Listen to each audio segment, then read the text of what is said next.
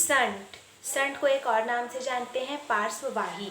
तो जो चल कुंडली धारा मापी होता है वो अत्यंत सुग्राही होता है। इसके द्वारा हम लोग किसी भी परिपथ में धारा की उपस्थिति का पता करते हैं। इस कार्य के लिए धारा मापी को हम लोग क्या करते हैं, उच्च परिपथ के साथ श्रेणी क्रम में जोड़ देते हैं। यदि धारा मापी को में उच्च धारा प्रवाहित की जाती है तो वह निम्न कारणों से खराब हो जाती है। जैसे कि धारा मापी की कुंडली तांबे के पतले तार से बनी होती है। उच्च धारा प्रवाह के कारण कुंडली में अत्यधिक ऊष्मा उत्पन्न होने से कुंडली जल सकती है। दूसरा, अत्यधिक विक्षेप के कारण क्या होता है, संकेतक टूट जाता है। तो धारा मापी को इन सभी खराबियों से बचाने के लिए हम लोग कम प्रतिरोध के तांबे का तार कुंडली के साथ समांतर क्रम में जोड़ देते हैं। उस तार को ही कहा जाता है संट।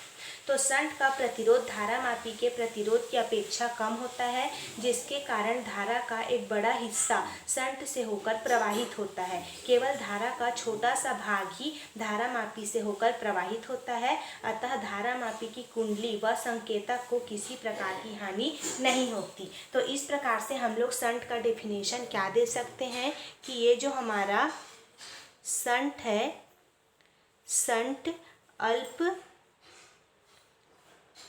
प्रतिरोध का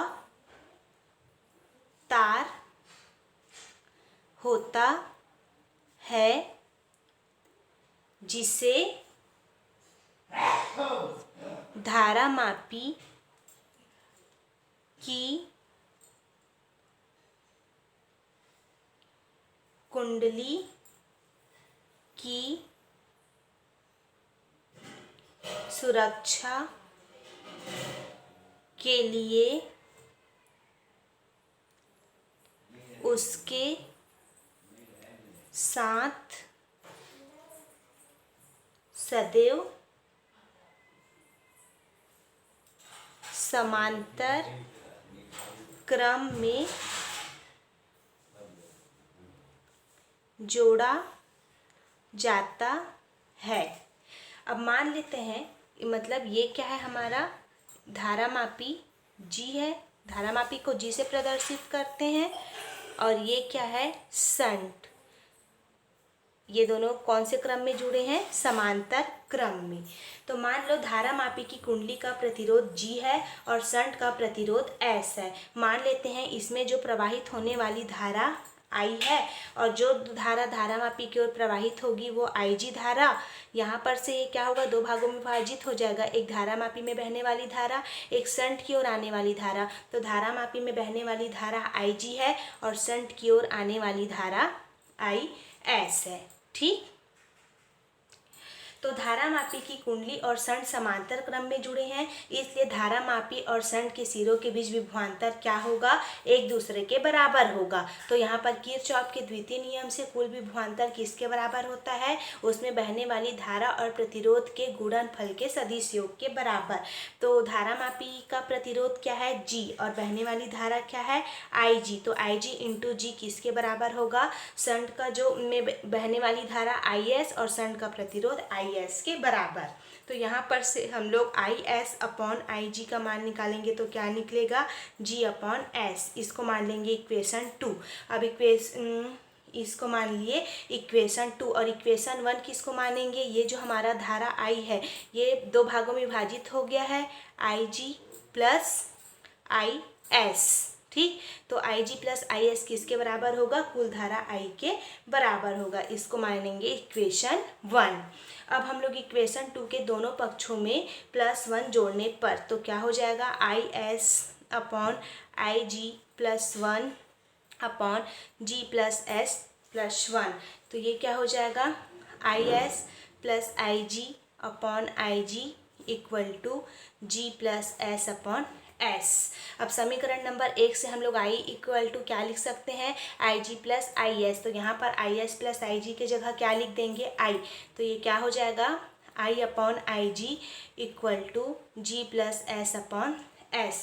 या फिर इसको पलटेंगे तो क्या हो जाएगा, IG upon I equal to S upon G plus S, इसको मान लेते हैं इक्वेशन नंबर 3।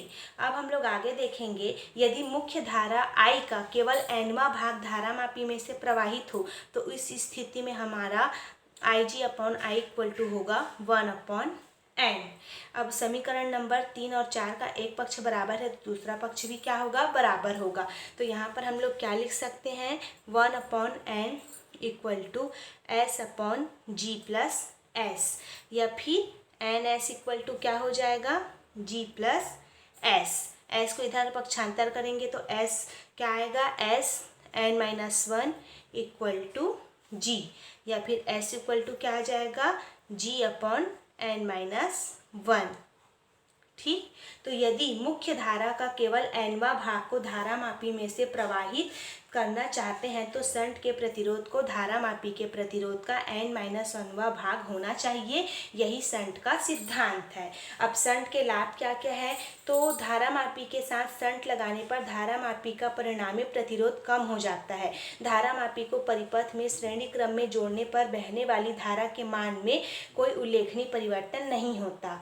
दूसरा इसका लाभ है, शंट लगाने से बहुत ही कम धारा धारामापी में से होकर प्रवाहित होती है, जिससे कुंडली के जलने की संभावना नहीं रहती।